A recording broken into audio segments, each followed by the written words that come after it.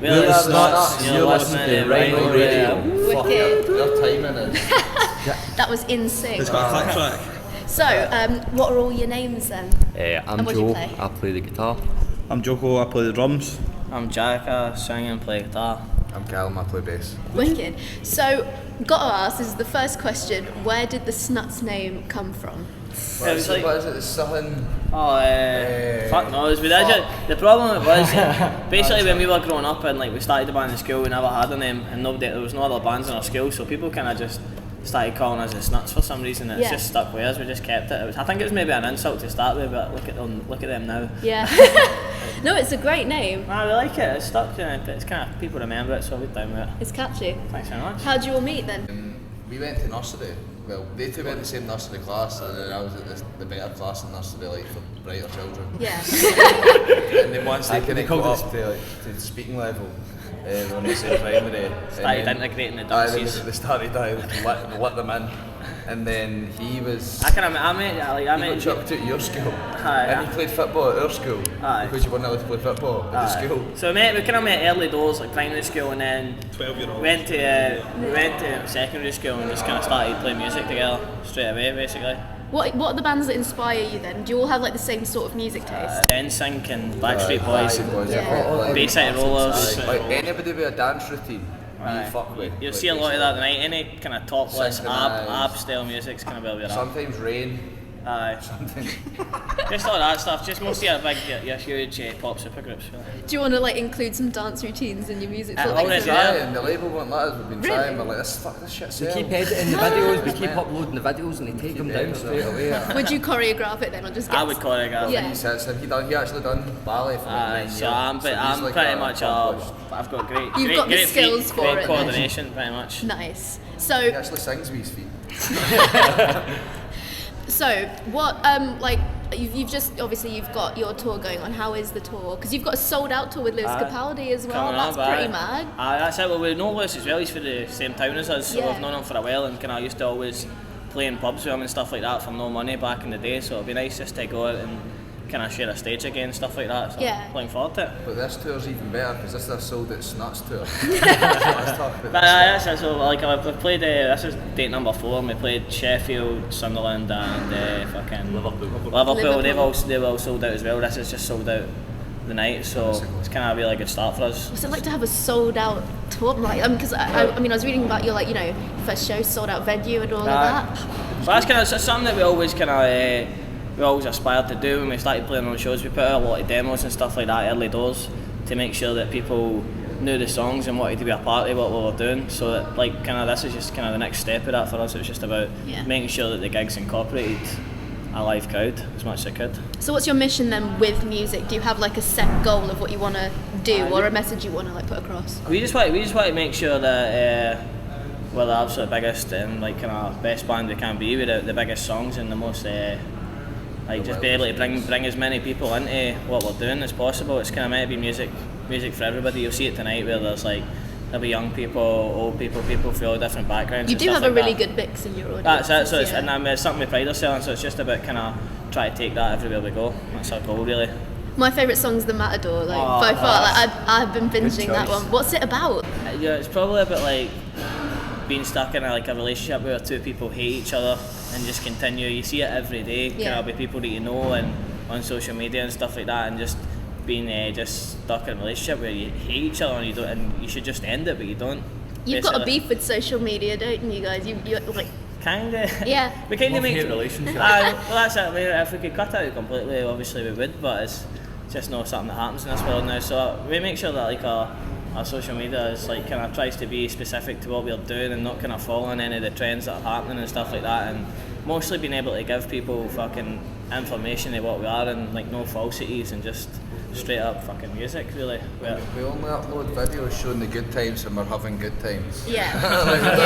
Make it as if everything's a good time, because sometimes they're shit. We try to. It's really just a thing. Remember, sometimes things are shit. Yeah, Social sometimes media things does are not shit. allow that to happen. we just try to make sure that it's not at the forefront of our music. It's merely just something that people hear. We'd rather people heard about us and then found us that way rather than finding us through social media. Yeah. I think that's really good. Dan, how did you find the Snuts? Was it at Reading? No, it was Radio 1. Radio 1, or yeah. sellouts. They're big fans of us Nah. over there. No, I heard it driving home, and I pulled apart the side of my house, and it was still playing. So I've got to find out who the fuck this is. So I stayed in the van. Well, that's probably the first time we've ever actually heard that, so that's nice to know that it's coming from those places. Yeah, you've got a hardcore fan in Dan. Got it straight from Spotify and fucking went in. Superb, mate. The rest is history. Cheers. Yeah, Appreciate it, man. Dan got me into him at the pub. He was like, "Oi, listen to this." Just like, Well, that's important for us, for people. Like, it started off all word of mouth all the time, so it's nice to know that that's still kind of happening, even though there's kind of radio play and fucking social media. So yeah, there's a lot of heart in it. I just love the banter because, like, I mean, that's the thing with a lot of bands. You see, you know, they don't actually have, you know, they don't really like each other. They don't have fun on stage. They're just a We don't bit. like each other. No. This is contractual. Well, I think that's kind of one of the things that we like if it comes across our music, because we're all obviously best friends and it's a dream that we're fucking shared together. So if that comes across in our music and do it like in our personas, that's something that we're all happy with. Have you had any like issues with the tour or like, you know, coming up? Have you know, been at like with radio stations or anything? Have you ever just? We don't really take any shit from anybody. We try not to like speak to as little people as we have to. Only speak to people that already like us. And some of the ones we sometimes sit down and interview and people just fucking ask those terrible questions, and then we just swear at them until they feel uncomfortable. Or you say something terribly inappropriate, and then the interview gets And it stopped. just basically it's over, and then but that's what they've asked for. We've got really fragile egos, so see when you see someone checking their notes, it's like it instantly derails an interview. Especially when it's The just the same. anxiety, yeah. That's it. So, but no, we don't have too much issues. We try and get on with everything. Okay, what's the worst question then you could ever be asked by an interviewer, just so I know what to avoid? I don't know what it is. One that makes you do this. Probably this one. I like questions that like I don't like constantly massage your ego. That's my favourite question. How did you get so good? Now we can talk. The worst question ever in an interview is, what's your songwriting process? Oh, man, that's class. Just go in and write, innit? Just Right to a writer, they send you the song. And what business is that as anybody else? You know what I mean? I think it's the thing with it, like being in a band, your songwriting is something that's like totally sacred and personal to you, and it's like your way of making your fucking art. So when people want to know too much about that, we just kind of back off. Well, who's the worst artist that you could think of like to work with? Like who would you say no to? I'd never work with fucking Ed Sheeran. I'll probably say that as well. You definitely. So morals over exposure. Absolutely. Like I say, we like to try and do as much on our own and keep it like kind of as close to what people kind of fell in love with when we were doing like really small things in Scotland. That was always a good indication of what people were going to like, and we try to never diverse too far away from what we were originally. I think if that makes sense. I can imagine the worst person ever to work with would be in 1975. 1970. Really? Not a fan.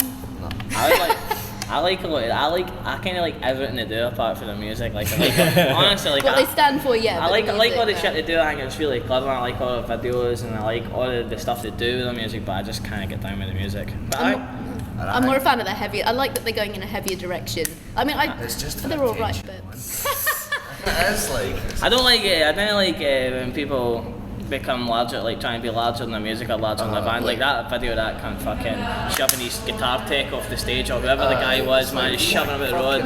If he'd done that to us, we would generally jump about his fucking head. It's an ego God, thing. I'd kick us fucking to death. Do you know what I mean? So it's also, we would work with anybody that shows us the same respect as we like to show everybody else. Yeah. I think. So what's the music scene like then in Glasgow compared to down here then? It's good. It's like in Scotland at the moment, like it's super vibrant. You're seeing a lot of people getting quite a lot of success coming out of Scotland, which is nice. And because it's a small scene, we kind of started off just like trying to make sure we played completely outside the scene and it's kind of like that was kind of maybe through our choice and also through our choice. It's quite cliquey in Scotland with the band scene, so we felt like we'd managed to get our music across a lot more if we just done our own thing and stayed away from the kind of popular venues and the popular club nights and stuff like that. For us, it was just about making our name stand out on its own. But I mean, Scotland, not to take anything away from it, it's like a place absolutely booming with talent at the moment. Yeah. So. Well, how did you like sort of get, you know, to the breakthrough process then? Because obviously it's ridiculously hard to just, you know, be unique in a way that people are like, yeah, this band. We were just kind of, we were just obsessed with it the whole time. So we were working like 6 days a week on our own jobs and practicing 7 nights a week. It was just like obsessing about something that much and having that kind of conviction and that goal to constantly be upgrading with your band and your music. So it's just an obsession. I think that's like with all types of music and anything you want to be successful in, you've just got to absolutely obsess with it and do it 24 hours a day. Yeah. It's the only advice you could ever give anybody, because when if you try and copy what other bands do on social media or what they do in music, it's like the guaranteed way to fail. So you've really just got to work hard at your own thing. Yeah, how going in it with a business mindset before anything, because I mean, you know, being in a band, it is a business. It's fun, but it's a lot of work. Sure. That's what we do. I think that's what we kind of still try to do that. Concentrate on tunes as well, rather than kind of your social media presence and like how you look on a stage or how you look. Concentrate on making good songs. Because that stuff take care of itself. Exactly. You can, like, once you have the songs, people will come and sing them. And once people come and sing them, you're cool as fuck anyway. So, do you know what I mean? Well, when did you realise that, you know, when you'd written these songs, that these were like, because there's that process when the audience starts singing your songs back to you, and it's like so surreal, man. Like, what was that like? We kind of had that. Like, what was nice about like being Scottish and stuff like that, Scottish music listeners really get behind like artists that come from Scotland and stuff like that. So it gives you a real leg up when Scottish people go to gigs. They generally sing everybody all over the world says that like they love coming to Scotland to play. Do you know what I mean? So it's they really get behind an artist and they get a real fucking confidence boost for a Scottish crowd. So it's just that kind of just spurred us on. And with this tour, it was like, how do we take what we've done in Scotland and started to do in England and try and take it everywhere? And we've had it so far, and every night people singing every word. So just that. I've got a lot to live up to. Don't let us down. I was gonna ask, you know, if there was an artist that you would like, or each of you, an artist that you would love to support one day, what would it be? I mean, you've already got Lewis Capaldi, who's like one of the, you know, biggest artists in the world right now coming up. So, I mean, that's hard to top, pretty much, for one of your, you know, your big headlines. It's a funny one because like you kind of, it's that common cliche and like never meet your heroes, and kind of every time we meet our heroes, they're fucking dicks to us. So we basically, I would like to like probably some of our childhood bands would be the most surreal ones. I don't know. Libertines and stuff like that. I want to go on that tour with Blink 182 and Yeah. Lil Wayne. I think that'd be class. Yeah. We would slot in there perfectly. I don't know why we never got the fucking shout for that one. Should've, man. You should've. I want to see what's in his top I line. think it's bureaucracy. It's just still fucking smoking mirrors. I think for us it'd be definitely the sentimental ones, like something like Libertines or something like that. Yeah. For something that we grew up being obsessed by, would be more for a sentimental rather than try to boost what we're doing anyway, because we believe we can do that on our own without having to support anybody. Have you ever like met, you know, your heroes through music? I can't say too much here because we just get set. Without spoiling anything. We met one of the heroes and he told us we were all going to be junkies in 2 years. Is that Noel Gallagher? I met another one of my heroes and I was trying to get him to sign a cigarette packet as he was jamming the door on my foot. I was like, please sign it. So we don't say too much. That's two unnamed heroes. It's always like that. It's like you just got to be. I think what's quite hard and something we like to try and make sure that we're always doing with younger bands, and because we see a lot of it kind of like coming up and people messaging us all the time asking for chords or sending us videos of their songs or covering our songs. I think it's quite important to try and like take a wee bit of time to speak to younger bands and kind of encourage them and stuff like that, because we found coming up a lot of bands are not interested in encouraging the next generation, and that's kind of could be could be one of the big problems at the moment with the indie scene, that it's a very selfish, self-centred place at the moment. Well, in that case, are there any smaller bands that you're into that you'd want to give a shout out? Well, what we just done, like basically in Scotland, we put up because at the start when we were kind of just starting to try to make music seriously, we got a couple of good supports for like The View and the Sherlocks, and that really boosted us in Scotland. So that we've done 3 sold out dates in Scotland this year at the biggest venues we've done yet, and we put out a competition on Twitter saying like, send us your demos basically and we'll pick 9 bands to support us. 3 actually. We ended up picking 9 because we got 250 odd submissions for this competition, so I went through them all and we just tried to pick as many people who were getting like who sounded great and were getting like not a lot of exposure and stuff like that. So I'd say that. So if you look at our tour plus you'll see lots of bands that that are worth checking out. As well, we had our mate Mark Sharp in the Bicycle Thieves. He'd played the past 3 nights with us. He was magic. He was magic the past 3 weeks. We went to get up. Whoa. You ended up getting him up for a couple of songs. I know that's a fairly rabbit there in 8 Mile. So I know stuff like that it was like there's lots of, and I think it's important to encourage bands like we were kind of encouraged at the start. Well, you're on the verge of like, I mean, I know Dan thinks it. Like a lot of us think, you know, you're the next big international superstars. Yeah, great. I know you're spot on. Yeah. You're fucking right. Glad you said Dan's that. right. I've always liked that. It's bloody mad, man. Like I mean, credit to you for like getting, because like, you know, I've talked to a lot of bands that are like, you know, just they're like, oh yeah, we're gonna do it, but they haven't got the actual drive to do it. I think that's the secret to like. If we don't do it, we're fucked. Got nothing else. State we're in. No. It's scary. Nah, but it's good. Everything's gone well for us. bravado. We're in a place where we wanted to be. Kind of looking last year, we always kind of look at the year ahead and see where do we want to be, and this is right now. It's exactly where we want to be. So Yeah. I'm happy with that. Do you still get like? Do you get nervous? Like fuck. going on? Yeah. That's why I drink this much. Yeah. That's really. I get terribly nervous. Like I'm the world's worst. I'm actually getting worse every He's gig. getting nervous right now. He's all starting to get nervous. No, but I think it's important. Like everybody always says, "Oh, if you're nervous, it just means you care." But I hate when people say that because that doesn't help. No. But now they're always like, you know, just channel the nerves. But then, you know, it can either go good or like you forget everything. You I just think improvise crowds appreciate. I think crowds, especially in smaller venues and stuff like that, kind of more intimate settings, people appreciate that you're a bit nervous and stuff like that, and not taking yourself as a person too seriously, but more taking your music seriously. Yeah. What are the fans like then? What's like generally? Are they a bit nuts? This tour's been fucking mental. Like really been. Sunderland, we walked on in Sunderland. I said to the boys like, don't expect a mental crowd here. Straight away, fucking mayhem.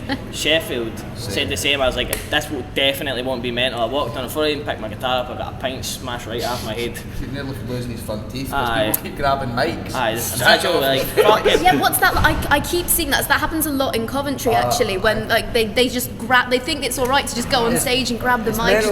People touch your arm and shake Yeah. you. Like, I'm doing a thing here, man. Come here, and I was like, jumped over there. I was like, what? He's like, where are you from? I was like, I'm fucking playing a gig. I was like, wait 5 minutes, man. But the crowds have been mental, and because, like I say, in Scotland, the Scottish crowds are incredible. So it's nice to see us getting a similar reaction. The kind of the further south are kind of starting to tread. So Like an attitude. tour wise, is there like a bucket list of somewhere you really want to go? I want to play the Barrowlands in Scotland. That's like our dream venue, and we know we could do it right now. We've been ready to do it forever, but we kind of made a pact that like once the record was finished and it was signed, sealed, delivered, ready to go, we'd put the Barrowlands show on. Like I promised the nation of Scotland last year live on stage that we would do it 3 nights. But when the right time comes, the right time will be there. I just don't want to like. We want people to know every word to our album. The nation of Scotland's been lied to many times. They're used to it. So they're You used won't to even it. know it's one for us. Okay, so there's a lot of pressure now. Now you're making it. There's obviously going to be a lot of pressure to actually make the songs. Like, are you feeling the pressure? Like, how is that like? Ish, but I mean, like we try not to rush anything out, and Can we not smoke it then? Sorry. are we ready to go down there and smoke? Aye. Right, okay. Aye. You're the band. It's rock and roll. You should be able to smoke in your dressing room, isn't Yeah, it? about that. Because of that reaction we're going. That'll be What was the question? What was the question again? Can't remember. I can't remember. The songs. Like we don't just rush our songs out, and we have a kind of plan with every song. Like we try and make sure that every song, especially since we've started recording properly and stopped doing demos and stuff like that, try and make sure every song comes with like a different like flavour of what we're about, a different style and stuff like that. So the first one was like All Your Friends. Our first release this year was pretty different from what we've done before, and the one we put out a few weeks ago, maybe California, is completely different from that. Yeah. So it's going to be that pattern's going to probably follow because it's how we like to make music and how we kind of stay motivated when we're writing. So I love how, because obviously the message in All Your Friends is that's about the drug problem within Scotland, and that's obviously, did you grow up around all of that experience? We're still obviously from Scotland, so we see it every day, and we see it especially like in the youth, and I think that's quite an important thing to be writing about when you're in especially in an indie music band, is writing about the youth that it's kind of directed at where you're from. So aye. Yeah. Well, final thought then. So we're going to play your new single, Maybe California, on Rhino Radio. Thanks so much. What's it about? I think the Mount California's a funny one because it's got a kind of double meaning. It was always about like kind of again the kind of social media culture and making sure that like remembering that the grass isn't always greener. Like when you see people doing certain things and kind of really looking like they're super successful or like super happy, it's like kind of that's not always the case. Usually what you've got at home is probably better kind of thing. And we were out in California recording and I was having a fucking nightmare. Really? Just because we're out of comfort zone. We had producers that put us right out of comfort zone. We were away from home for a while, and just like it was just hard. It was just really hard work. It was a total culture shock, and we were writing music in a different way in a different place and with different boundaries and stuff like that. So it was kind of about coming home for them and try to mentally recover for that. Yeah, I mean, obviously for a lot of bands, it's often like the goal to get to California. Well, that's kind of what it is. We got kidnapped and held hostage out there. It's fully crackheads. So not much different to Vegans and crackheads. Vegans and Either you crackheads. only eat kale or you only smoke crack. That's your new single, Vegans and Crackheads in California. Could be onto something here, man. That's an album name. Yeah, Vegans and crackheads. credit. Love it. Thanks for coming on the show, boys. It's been lovely having you. Thank you. Thanks so much for your time. It's a pleasure.